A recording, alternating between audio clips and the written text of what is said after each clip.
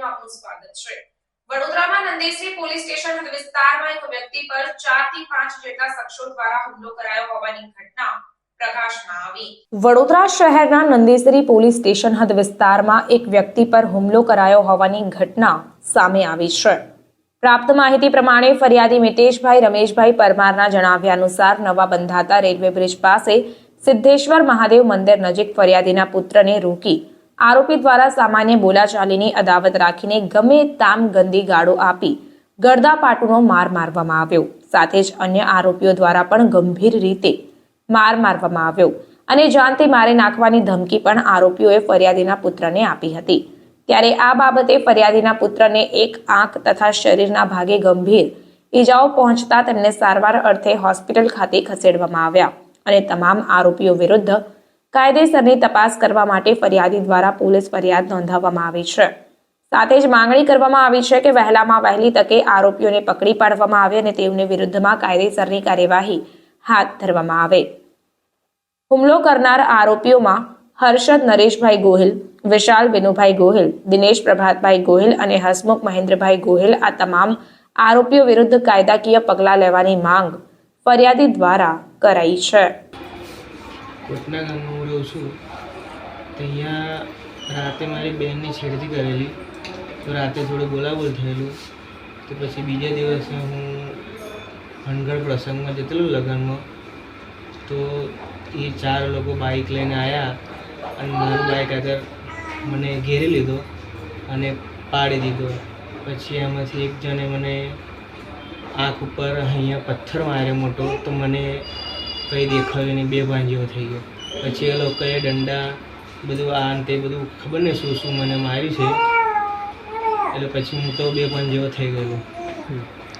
કુલ કેટલા લોકો હતા અને કેટલા વાગ્યાનો બનાવ હતો? આ એ 4 લોકો હતા અને 11:30 પછી બનાવ બનાવ્યો સવારે। પછી શું કર્યું હતું? એ લોકોએ પછી મને માર્યો, પછી એ તો આજુબાજુનું પબ્લિકે આવીને મને છોડાયો, એટલે એ લોકોએ પબ્લિકે બધાએ છોડાયો તો છોડ્યો। અને પછી એ લોકો પછી જતાં એવું કહી ગયા કે હજુ તો તને આખર છોડ્યો છે, પછી તો તને પાડી દઈશ એમ। તમે આ બનાવ બને તો કમ્પ્લેન કોઈ કરેલી છે કોઈ જગ્યાએ? હા, નંદેસરી પોલીસ સ્ટેશનમાં કેસ કરેલો છે। શું નામ છે તારું? મારું પરમાર મિતેશ રમેશભાઈ। હા સાહેબ, મારું નામ પરમાર રમેશભાઈ કનખતભાઈ, અને મારા છોકરાને ગુરુવારે 11:30 માર્યો હતો। રાત્રે મારી છોકરી કંઈક છેડછાડ કરવા આવ્યો હતો, તો એ છોકરો મારો પેશાબ કરવા ગયો મોબાઈલની બેટરી લે, તો એને જોયું તો બેઠી રહ્યો છે, એટલે એને દંડો લઈને યો ચોટે આવે નાટો।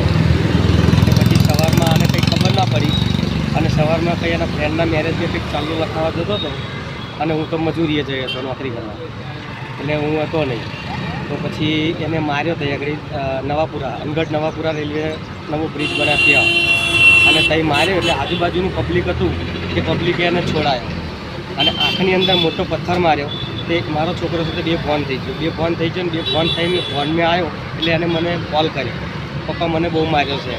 એટલે હું પછી ચાલુ નોકરી પરથી દોડીને સીધો નવાપુરા પહોંચ્યો હતો અને મારા વાઈફને સરપંચને બધા લોકો લઈને સીધા એ મારા વાઈફને લઈને સાઈડ તઈએ પહોંચ્યા સ્થળ નવાપુરા સ્થળે। અને મારો છોકરો પછી બેહોશ થઈ ગયો ફરી, એટલે સીધો દોડીને મેં 100 નંબર કોલ કર્યો। 100 નંબર કોલ કરીને 100 નંબર કોલવાળાએ મને જવાબ આપ્યો, તમે સીધા પોલીસ સ્ટેશન પહોંચી જાઓ નંદેસરી, ત્યાં તમારું બધું કાર્યવાહી થઈ જશે। એટલે છોકરાને સીધો ત્યાં પેલા એના પતાડી દીધો અને પછી ત્યાંથી છે તે એને ત્યાંથી લખી આપ્યું, બધા લખનપટ્ટી કરીને પછી અમને હોસ્પિટલ પહોંચાડ્યા। હોસ્પિટલ પહોંચાડ્યા તો અહીંયા આગળ શ્રી હોસ્પિટલ રામાકાકાની એરિયા અમે પહોંચી ગયા અને છોકરાને એડમિટ કરેલી અને આંખની અંદર પથ્થર મારેલો છે, એને બહુ ભારે ઈજા થઈ છે અને પાછળ બેડાના ભાગને અને જે મારેલો છે એને 2 ફ્રેક્ચર છે। એફઆઈઆર કરી હતી તમે? હા, એફઆઈઆર નંદેસરી પોલીસ સ્ટેશન કરી છે અને તે નંદેસરી પોલીસ સ્ટેશનથી પોલીસવાળા બી આવીને એનું જવાબો લઈ ગયા છે। આ બનાવ કયા વિસ્તારનો હતો? આ બનાવ અનગઢ કોટના નવાપુરા નવો બ્રિજ બન્યા ત્યાં, એને ખબર નથી, આ તો પાછળથી 4 જણાએ આવીને એને ઘેરો કરી લીધો એને, અને પાછળથી આવીને એને પકડી લીધો અને પકડીને બાઇક આડું કરી દીધું એના કાકાએ, એટલા દિનેશ પ્રભાત, એટલે પેલો હર્ષદ નરેશે એને મારવાનું ચાલુ કર્યું। બીજા 2 જણા પેલા છે, પેલો ભાઈ શું નામ આપણે વિશાલ અને પેલો મનસુખો, એનું નામ બીજું કંઈ છે, એને આ લોકોએ મારવાનું ચાલુ કર્યું. અને પેલો એનો કાકો છે ને એને મોટો પથ્થર ને હર્ષદે મોટો પથ્થર લીધો મારવા માટે. આજુબાજુવાળા પેલા બૈરાઓ લેડીઝો બધા આવી ગયા એટલે કીધું કંઈ ના મારશો, નહીં ના મારી નાખશો, અમારા માથે પડશે અને આ છોકરા ના મરાય.